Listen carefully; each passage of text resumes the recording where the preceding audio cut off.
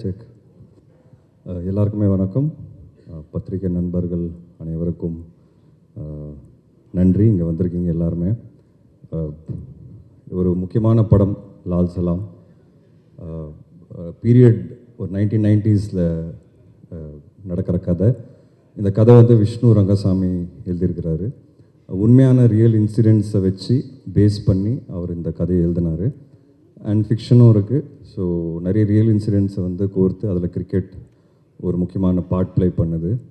And Aishwarya Rajinikanth அவங்க வந்து இதுக்கு ஸ்க்ரீன் ப்ளே அண்ட் டைரக்ஷன் ரொம்ப பியூட்டிஃபுல்லாக அந்த கதையை வந்து ஸ்க்ரீனில் கொண்டு வந்திருக்காங்கன்னு நான் சொல்லுவேன். ஸோ ஒரு இம்பார்ட்டண்ட் ஃபில்ம் இது. கரண்ட் சினாரியோ தான் ரஜினி சார் சொன்னார், நீட் ஆஃப் த அவர். அது ஏங்கிறது உங்கள் எல்லாருக்கும் பார்க்கும்போது தெரியும். எனக்கு ஈவினிங் ட்ரெயிலர் ரிலீஸ் ஆகுது. ஸோ நீங்கள் பார்த்தீங்கன்னா அதிலேயே உங்களுக்கு ஒரு ஐடியா வரும். லைக்கா ப்ரொடக்ஷன்ஸ் இந்த படத்தை வந்து ரொம்ப கிராண்டியராக ப்ரெசென்ட் பண்ணியிருக்காங்க. அவங்க பண்ணுற ஒவ்வொரு படமும் அதில் வந்து நல்ல கிராண்டியர் தெரியும் உங்களுக்கு. அண்டு தமிழ் சினிமா வந்து உலக சினிமாத்துக்கு வந்து கொண்டு போய் சேர்க்குறாங்க. அந்த விதத்தில் லால் சலாமும் வந்து ஒரு வேர்ல்டு சினிமா அளவுக்கு போய் சேருங்கிறத நாங்கள் எல்லோரும் நம்புகிறோம். அதில் Lyca production Subaskaran sir and Tamilkumaran sir இவங்க எல்லாருமே வந்து பயங்கரமாக சப்போர்ட் பண்ணியிருக்காங்க. ஏன்னா லைவ் லொக்கேஷனில் ஷூட் பண்ணோம். நிறைய லொக்கேஷன்ஸ் பாம்பே, பாண்டிச்சேரி, திருவண்ணாமலை, சென்னை. ஸோ இதெல்லாமே வந்து ஒரு பெரிய குரூவோடு தான் நாங்கள் ட்ராவல் பண்ணுவோம். ஸோ இது எல்லாமே சீம்லெஸ்ஸாக இருந்தது. ஸோ அவங்க ப்ரொடக்ஷன் டீமுக்கு ரொம்ப நன்றி. சேது பாண்டியன் சார், அச்சுதன். படத்தை வந்து ரெட் ஜெயண்ட் ப்ரெசென்ட் பண்ணுறாங்க. அது என்னன்னு தெரியல, நான் எந்த படம் நடித்தாலும் ரெட் ஜெயந்தை ரிலீஸ் பண்ணுறாங்க. ஆட்டோமேட்டிக்காக அங்கே போயிடுது. அந்த லக்கு எனக்கு இருக்குது. அண்ட் அவங்களோட பண்ணுற எந்த படமாக இருந்தாலும் ஹிட் ஆகும் எனக்கு. ஸோ அந்த விதத்தில் லால் சலாமும் கண்டிப்பாக மிகப்பெரிய ஹிட் ஆகும்னு நான் நம்புகிறேன். ஸோ உதயநிதி ஸ்டாலின் அவருக்கு வந்து எப்போவுமே ஒரு தேங்க்ஸ் என் சார்பாக. ஏன்னா எனக்கு வந்து 15 இயர்ஸ் முடிஞ்சிருக்கு இண்டஸ்ட்ரியில். அண்ட் 15 இயர்ஸ் ஜேர்னி வந்து யோசித்து பார்க்கும்போது ரொம்ப சில பேர் தான் என் கூட ரொம்ப ஸ்ட்ராங்காக ஒரு பில்லராக நின்னாங்க. அதில் உதயனா ஒன்று. ஸோ அவருக்கு எவ்வளோ தேங்க்ஸ் சொன்னாலும் பத்தாது. அண்ட் ஐஸ்வர்யா ரஜினிகாந்த் அவங்களுக்கு கண்டிப்பாக நான் மிகப்பெரிய நன்றி சொல்லணும். ஏன்னா எதாச்சும் இப்போ தான் எனக்கு 15 இயர்ஸ் முடிஞ்சிருக்கு. 15 இயருக்கு அப்புறம் ஒரு பெரிய கிஃப்டாக வந்து எனக்கு கொடுத்தது வந்து லால் சலாம். இது வந்து என்னோடய ஜேர்னி வந்து என்னோடய ஸ்ட்ரகிள்ஸை வந்து ரீவைண்ட் பண்ணி பார்க்கும்போது இன்றைக்கி அந்த கிஃப்ட், இவ்வளோ பெரிய கிஃப்ட் எனக்கு கிடச்சிருக்குங்கிறது உண்மையாக அவங்கனால தான் அது நடந்தது. ஏன்னா தலைவரோட ஒரு சீன் நடிச்சிட மாட்டோமா, தலைவரை பார்த்துட மாட்டோமாங்கிற நிறைய பேர் ஏங்குவாங்க. ஸோ தலைவர் பக்கத்தில், தலைவர் கீழே ஒரு ஹீரோவாக வந்து இந்த வாய்ப்பு வந்து மிகப்பெரிய வாய்ப்பு. So it sums up my journey. நான் கிரவுண்டில் அவரை பார்த்தேன். அந்த டைமில் மேட்ச் பார்க்குறதுக்கு வந்தார். ஸோ அவர் அங்கே அன்றைக்கி பார்த்தேன். இப்போது நேரில் ஷூட்டிங் அப்போ பார்த்தேன். ஸோ அந்த ஃபீலிங் எனக்கு வேறு மாதிரி இருந்தது. அது கிரிக்கெட் படத்தில் நடக்கணும்னு இருந்திருக்கு. அண்ட் ஸோ யூனோ லைஃபோட ரொம்ப ஸ்பெஷல் மொமெண்ட்ஸ் வந்து எனக்கு இந்த படம் சார்பாக வந்து நிறைய என்ன சொல்ற மெமரிஸ் கிடச்சிருக்கு. நிறைய இமோஷன்ஸ் எனக்கு அட்டாச்சாக இருக்குது இந்த படத்தோட. And I'm very confident. ஏன்னா இந்த படம் வந்து எல்லாருமே ஏன் பண்ணோம் அப்படிங்கிறது கேட்டிங்கன்னா, ஐஸ்வர்யா ரஜினிகாந்த் சொன்ன மாதிரி இந்த படத்தோட ஹீரோ வந்து படத்தோட கதை தாங்க. அதனால தான் ரஜினி சாரும் இவ்வளோ பெரிய கதாபாத்திரம் பண்ணுறதுக்கு ஒத்துக்கிட்டாரு. அண்ட் நானும் வந்து அந்த கதை கேட்ட உடனே எனக்கு ரொம்ப பிடிச்சிது.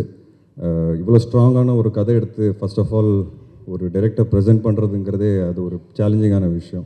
I really appreciate the efforts and அந்த கன்விக்ஷன். ஃபஸ்ட் டைம் அவங்கள பார்க்கும்போது எனக்கு தெரிஞ்சு அவங்க கால் பண்ண சீக்கிரமாகவே நான் வந்து அவங்கள சந்திச்சிட்டேன்.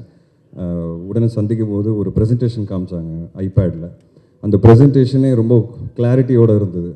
ஸோ என்ன பண்ண போகிறாங்கிறத ரொம்ப ஒர்க் பண்ணி வச்சுருந்தாங்க. அந்த கிளாரிட்டி வந்து அன்றைக்கி அவங்கக்கிட்ட பார்த்தேன். அந்த கிளாரிட்டி என்றைக்கு வரைக்கும் அவங்களுக்கு இருக்குது. ஏன்னா இந்த படம் எழுதுறது ஈஸின்னு சொல்ல மாட்டேன், எழுதிடலாம், டைரக்டும் பண்ணிடலாம். பட் தலைவர் மாதிரி ஒருத்தர் இருக்கும்போது அது ரொம்ப கேர்ஃபுல்லாக பண்ண வேண்டியதாக இருக்குது.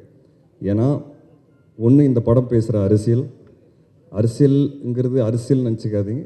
படம் பேசுகிற கருத்து அது வந்து ரொம்ப பேலன்ஸ்டாக, ரொம்ப கரெக்டாக, யாருக்கும் புண்படுத்தாமல் அதை வந்து வெளியே கொண்டு வரணும். அது வந்து ஒரு மிகப்பெரிய சேலஞ்ச். ரெண்டாவது வந்து ரஜினி சார் அது பண்ண போகிறாருங்கிறது அது அடுத்த சேலஞ்ச். ஸோ ஒரு டாக்டராகவும் அவங்களுக்கு ப்ரெஷர் இருந்திருக்கு, ஒரு டைரக்டராகவும் அவங்களுக்கு ப்ரெஷர் இருந்திருக்கு, அவங்களுக்கு ப்ரூவ் பண்ணணுங்கிற ஒரு ப்ரெஷரும் பயங்கரமாக இருந்திருக்கு. அண்ட் இவ்வளோ பெரிய கூட்டத்தை வந்து மேய்ச்சி அவங்க வந்து இந்த விஷயத்தை கொண்டு வரணும் ஸ்க்ரீன்லங்கிறது I think hats off to her. I really want to appreciate her efforts. நான் நிறைய டார்ச்சர் பண்ணுவேன், நிறைய கேள்வி கேட்பேன், பட் ஒரு நாள் கூட சலிக்காமல் எனக்கு வந்து கரெக்டான பதில் கொடுப்பாங்க. எனக்கு ஒரு நாள் கூட ஸ்பாட்டில் டவுட்டுன்னு வந்தது கிடையாது. நான் கொஸ்டின்ஸ் கேட்பேன் தவிர்த்து எனக்கு டவுட்டுன்னு ஒரு நாள் கூட வந்தது கிடையாது. நான் ரொம்ப இன்வால்வ்டாக ஒர்க் பண்ணுவேன் ஆஸ் அன் ஆக்டர். சில பேருக்கு அது பிடிக்கும், சில பேருக்கு பிடிக்காது. பட் அவங்க அதை ரொம்ப ஸ்போர்ட்டிவாக எடுத்துக்கிட்டாங்க. ஏதாவது கருத்து சொன்னால் கேட்டுக்கிறாங்க. அவங்களுக்கு கரெக்டுன்னு தோணுச்சுன்னா ஓகே, இல்லைனா ஸ்ட்ராங்காக நிற்பாங்க. எனக்கு அதுதான் அவங்களோட கேரக்டரில் ரொம்ப ரொம்ப பிடிச்ச விஷயம். அவங்க எவ்வளோ ஸ்ட்ராங்கான கேரக்டருங்கிறது உங்கள் எல்லாருக்கும் அந்த ஆடியோ லான்ச் அன்றைக்கே தெரிஞ்சிருக்கும். எவ்வளோ கிளாரிட்டியோட, எவ்வளோ கிளியராக, எவ்வளோ ப்ரிசைஸாக அவங்க என்ன பேசுனாங்கங்கிறது. அது வந்து அதுக்கு தைரியம் வேணும். அண்ட் அந்த தைரியம் அவங்ககிட்ட இருக்குது, அந்த வெறி அவங்ககிட்ட இருக்குது, அண்ட் அந்த டெடிகேஷன் அவங்ககிட்ட இருக்குது. அதனால இந்த படம் கண்டிப்பாக ஜெயிக்கும் நான் ரொம்ப ரொம்ப ஸ்ட்ராங்காக நம்புகிறேன்.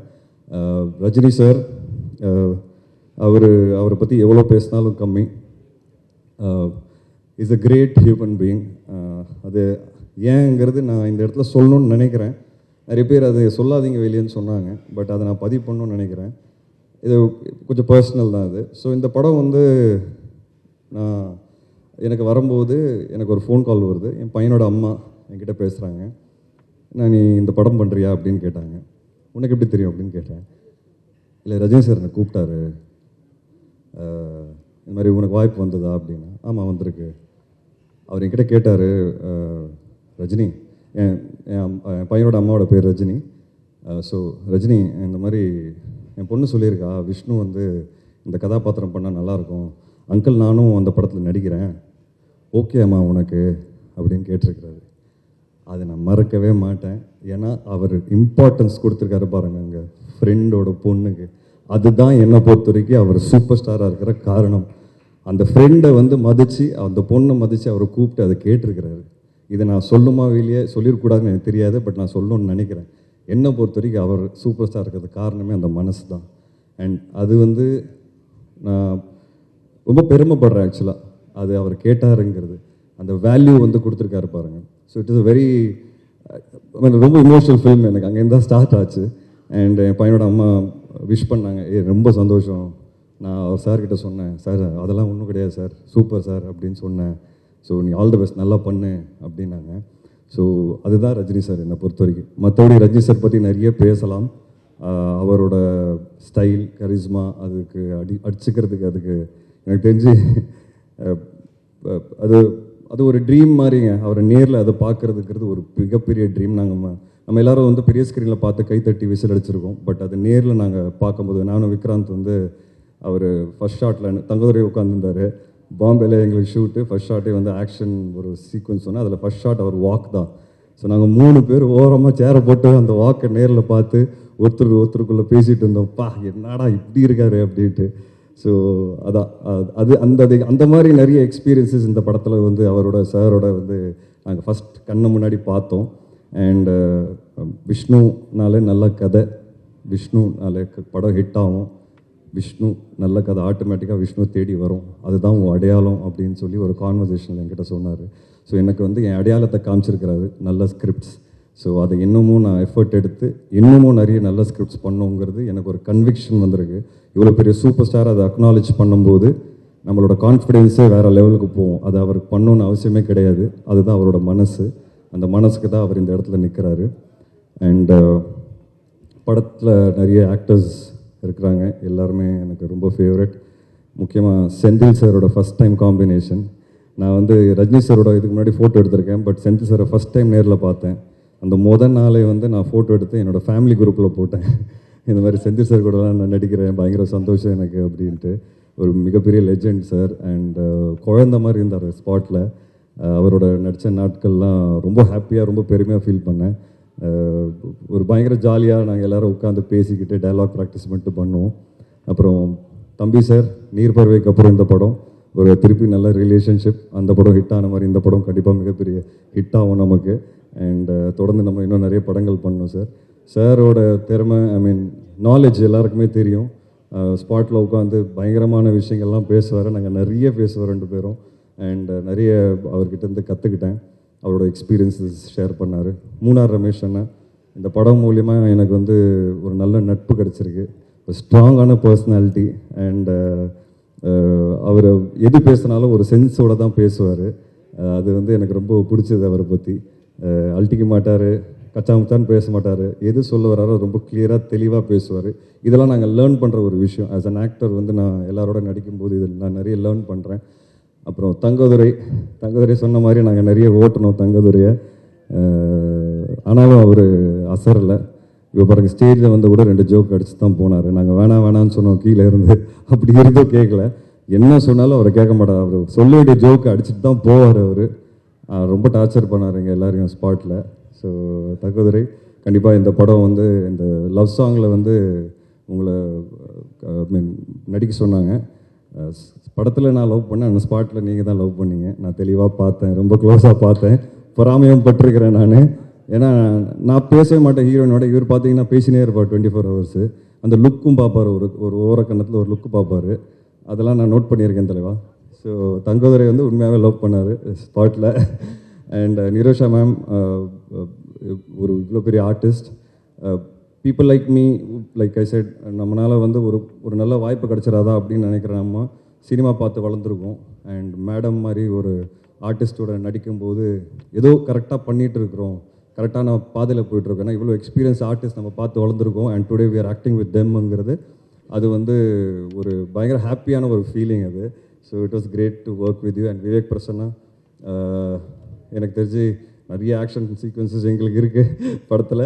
அண்ட் ரொம்ப கஷ்டப்பட்டோம் 2 பேர் சேர்ந்து ஸ்டண்ட்ஸ் பண்ணும்போது. பாவம் அடிலாம் பட்டது அவருக்கு. ஆனாலும் இந்த படத்துக்காக அவர் ரொம்ப உழைச்சிருக்காரு. அண்ட் நல்லா பர்ஃபார்ம் பண்ணியிருக்கீங்க. படம் பார்த்துட்டு நான் கண்டிப்பாக ஒரு நல்ல பேர் வரும் உங்களுக்கு. I am very confident about it. And கடைசியில் பெஸ்ட் ஃப்ரெண்ட், எல்லார் லைஃப்பில் ஃப்ரெண்ட்ஷிப் அது வந்து மிகப்பெரிய ரோல் ப்ளே பண்ணோம். ஒரு பயங்கரமான ஃப்ரெண்ட் இருப்பான் எல்லார் வாழ்க்கையில். எனக்கு வந்து 2 பேர் இருக்காங்க.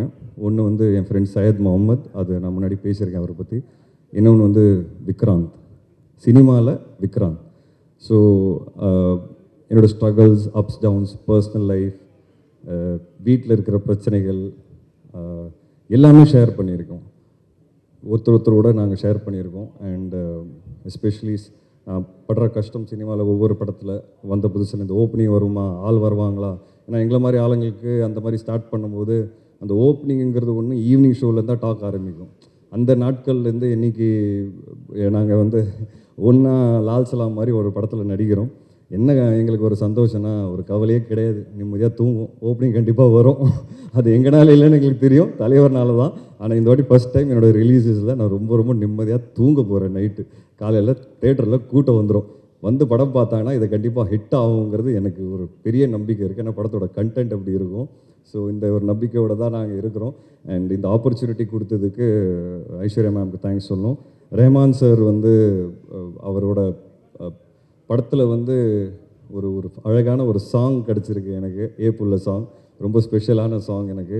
என்னோடய ஃபேவரட் பார்த்தீங்கன்னா அன்பாலனே சாங். அது வந்து நான் டெய்லி போட்டு 10 வாட்டி கேட்டுட்ருக்கிறேன்.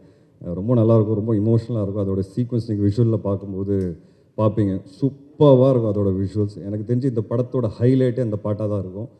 ரஜினி சார் ஒரு ஆக்டராக அதில் வந்து பயங்கரமாக பெர்ஃபார்ம் பண்ணியிருக்கிறாரு.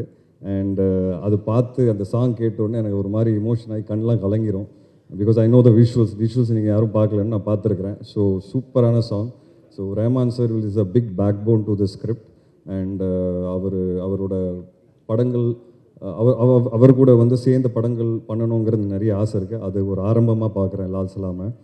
அண்ட் போகிறதுக்கு முன்னாடி நான் ஒரே ஒரு விஷயம் சொல்லணும்னு ஆசைப்பட்றேன். கொஞ்ச நாள் முன்னாடி நான் வந்து ஒரு ட்வீட் போட்டேன். இந்த பாரத் இந்தியா அப்படின்னு சொல்லி பேர் மாறுது அப்படின்னு சொல்லி ஒரு ரூமர்லாம் வந்தது. அப்போது எனக்கு திடீர்னு ஒரு திங்கிங், சின்ன வயசுலேருந்து இந்தியா பாரத் இந்தியா எல்லாம் ஒன்று தானே, ஏன் திடீர்னு பேர் மாற்றோம் அப்படின்னு சொல்லி எனக்கு தோணுச்சு. அதை நான் பதிவு பண்ணேன். அந்த பதிவு வந்து ஒரு ட்வீட்டாக பண்ணும்போது அது பயங்கரமாக வைரல் ஆகி பயங்கரமான கமெண்ட்ஸு. ஏன்னா இது வரைக்கும் பார்த்தீங்கன்னா என் லைஃப்பில் நான் அரசியல் சார்ந்த எந்த விதமான ஒரு ஒப்பீனியன் போட்டதே கிடையாது. ஏன்னா எனக்கு அரசியல் பற்றி எதுவுமே தெரியாது, சுத்த ஜீரோ நாலேஜு. இது ஒரு இந்தியன் சிட்டிசனாக எனக்கு என்ன தோணுச்சுன்னு அதை நான் பதிவு பண்ணேன். எனக்கு தப்பாக தெரியல, என் ஒப்பீனியன் நான் சொல்லணும்னு ஆசைப்பட்டேன். ஆனால் அதுக்கு வந்து எதிர்ப்பு இருக்குல்ல, 2 நாளில் நான் ஆன்டி இண்டியன் ஆகிட்டேன், நான் ஆன்டி ஹிந்து ஆகிட்டேன், நான் ஆன்டி நிறைய ஆகிட்டேன், ப்ரோ நிறைய ஆகிட்டேன். உடனே என் ஒய்ஃப் வந்து ஆக்சுவலாக ஹாஃப் சைனீஸு. ஸோ நான் இந்த ஊரே இல்லை அப்படின்ட்டாங்க. ஏன்னா என் ஒய்ஃப்னால நான் அதை பேசிகிட்டு இருக்கேன்ட்டாங்க. எனக்கு ஒன்றுமே புரியல. என்னால் ஏன் ஒரு பதிவு வந்து ஏன் இவ்வளோ ஒரு எதிர்ப்பு அப்படின்னு யோசிக்க ஆரம்பித்தேன். ஹேட்ரட், இவ்வளோ ஹேட்ரட் ஏன் இப்படி இருக்கோம் நம்ம எல்லாரும் யோசித்தோம். ஒருத்தருக்கு ஐடியாலஜி மாறலாம், இல்லை ஒருத்தருக்கு ஒப்பீனியன் மாறலாம். அந்த ஒப்பீனியன் நம்ம ரெஸ்பெக்ட் பண்ணிட்டு போகணும். அப்படி தானே, அதுதானே ஹியூமனிட்டி. எனக்கு ஒரு விஷயம் பிடிச்சிருக்கு, எனக்கு ஒரு விஷயம் பிடிக்கல. ஓகே, உனக்கு ஒரு விஷயம் பிடிச்சிருக்கு, அது பிடிக்கல. ஜஸ்ட் பிகாஸ் எனக்கு பிடிச்சிருக்கிறது உனக்கு பிடிக்கல அப்படிங்கிறதுக்காக நான் உங்களை இறக்கி பேசக்கூடாது. This is what I faced. And எனக்கு அது ரொம்ப ஸ்ட்ரேஞ்சாக இருந்தது. இப்போ நம்ம நாட்டில் பார்த்தீங்கன்னா நிறைய ஹேட்ரட் இந்த மாதிரி பயங்கரமாக பரவிட்டு இருக்கு, எஸ்பெஷலி சோஷியல் மீடியா. ஆனால் நம்ம சுற்றி இருக்கிற ஆளுங்களோட உட்காந்து பேசும்போது அது இல்லவே இல்லை. அப்போ உண்மையாகவே அது சோஷியல் மீடியாவில் மட்டும் தான் இருக்கா, இல்லை அது உண்மையாகவும் இருக்கா அப்படின்னு ஒரு கேள்வி வருது. பட் அது உண்மையாகவும் இருக்குது. நம்ம நிறைய இன்சிடென்ட்ஸ் பார்க்குறோம். இந்த படம் அதை பற்றி தான் பேசும். ஹேட்ரேடே இருக்கக்கூடாதுங்க. ஒப்பீனியன் மாறலாம், நம்பிக்கை மாறலாம், ஐடியாலஜி மாறலாம், நிறைய விஷயங்கள். ஒருத்தரோட மதத்தில் வந்து இன்னொரு மதத்துக்கு வந்து ரெஸ்பெக்ட் கொடுக்க வேண்டிய ஒரு விஷயமாக வந்து அதான் டிஃப்ரென்ஸ் இருக்கலாம் மதங்களில். பட் ஒருத்தருக்கு நம்ம ரெஸ்பெக்ட் கொடுத்து போகணுங்கிறது தானே வாழ்க்கை. இந்த படம் அதை சொல்லிக் கொடுக்கும். அதுதான் Lal Salaam. And I'm very confident that this film will definitely create noise. உங்களுக்கு சிம்பிளாக சொல்லணும்னா, அதான் எக்ஸாம்பிளாக சொல்லணும்னா, இன்றைக்கி தளபதி அப்படின்னு ஒரு யார் உங்களுக்கு பிடிக்கும் அப்படின்னு கேட்டால் ஒரு பதிலை கொடுக்க முடியலைங்க. ஏன்னா நீங்கள் ஒரு பக்கம் பதில் கொடுத்தீங்கன்னா இன்னொரு பக்கம் தாக்குறாங்க, இன்னொரு பக்கம் பதில் கொடுத்தீங்கன்னா அந்த பக்கத்தில் தாக்குறாங்க. ஏன் நம்ம இப்படி இருக்கோங்கிற இந்த மாதிரி கேள்விகள் எனக்கு நிறைய வரும் லைஃப்பில். So I think this film is an answer and is an example that we should respect opinions. We should respect opinions. We should respect difference of opinions, and we should respect our beliefs and others' beliefs. That is why Lal Salam will really do well, and I'm happy and proud to be a part of this movie. Thank you so much. And பத்திரிகை நண்பர்கள், 15 வருஷம் இன்னைக்கு இங்கே நிற்கிறேன் அப்படின்னா, இன்னைக்கு இந்த பரிசு எனக்கு கிடச்சிருக்குன்னா அது நீங்கள் எல்லாரும் தான் காரணம். ஏன்னா ஒவ்வொரு படமும் வந்து விமர்சனங்களுக்கு அப்புறமா தான் எனக்கு கூட்டம் வரும். அந்த ரிவ்யூஸை நான் ரொம்ப மதிக்கிறவன். அதுக்கு காரணமே நீங்கள் தான். நீங்கள் கொடுத்த நல்ல ரிவ்யூஸ் எப்போவுமே எனக்கு வந்து கூட்டம் கொண்டு வந்திருக்கு. அண்ட் இப்போ நான் 5-6 படம் வந்து சைன் பண்ணியிருக்கிறேன். என்னோட நல்ல ஃபேஸில் இருக்கிறேன். And I'm thankful and I owe it to all of you. நீங்கள் மிகப்பெரிய சப்போர்ட்டாக இருந்திருக்கீங்க. தப்பு பண்ணும்போது கரெக்டாக பின் பாயிண்ட் பண்ணியிருக்கீங்க. அண்ட் எனக்கு அதெல்லாம் ரொம்ப பிடிக்கும். And thank you so much for this journey. And I think நிறைய பேசிட்டேன். ஏன்னா எனக்கு பேசணுன்னு ஆசை. நான் நிறைய பேச மாட்டேன் முன்னாடி. ஏன்னா அப்பா போலீஸாக இருக்கிறதுனால நான் எது பேசினாலும் அதில் ஏதாவது ஒரு தப்பு கண்டுபிடிப்பாங்க. அப்பா ரிட்டையர் ஆகிட்டார். இப்போ எனக்கு ஒரு தைரியம் இருக்குது பேசுகிறதுக்கு. அதனால தான் நான் வந்து என்னால் நிறைய கனெக்ட் பண்ண முடிஞ்சது ஐஸ்வர்யா அவங்களோட. எங்கள் அப்பா சூப்பர் ஸ்டார் இல்லை, பட் அவர் ஒரு போலீஸ் ஆஃபீஸர். பட் அவர் இருக்கிறதுனால எனக்கு எவ்வளோ பாதிச்சிருக்கு லைஃபுங்கிறது அது எனக்கு தெரியும். அட்வான்டேஜஸும் நிறைய இருந்திருக்கு, டிஸ்அட்வான்டேஜஸும் நிறைய இருந்திருக்கு. பட் அந்த டிஸ்அட்வான்டேஜஸ் என்னங்கிறது எங்களுக்கு தெரியும். அது அவங்களுக்கு அது எப்படி இருந்திருக்குங்கிறது எனக்கு ரொம்ப நல்லா தெரியும், புரியும். ஏன்னா சார் வந்து மேடையில் சொன்னார், அவங்களும் சொன்னாங்க, இந்த மாதிரி வாய்ப்பு தேடி நிறைய இடத்துல போனேன். ரஜினி பொண்ணுங்கிறதுனால யாரும் வாய்ப்பு கொடுக்கவும் மாட்டாங்க. இங்கே வெற்றி மட்டும்தான் பேசும். அந்த விதத்தில் ஐஸ்வர்யா ரஜினிகாந்த் இந்த படம் கண்டிப்பாக வெற்றி அவங்களுக்கு கிடைக்கும். அவங்க ப்ரூவ் பண்ணுவாங்க. இன்னும் நிறைய படம் பண்ணுவாங்க. வெற்றிக்கு மட்டும் தான் இங்கே மதிப்பு. And we will definitely win. Thank you so much. Thank you.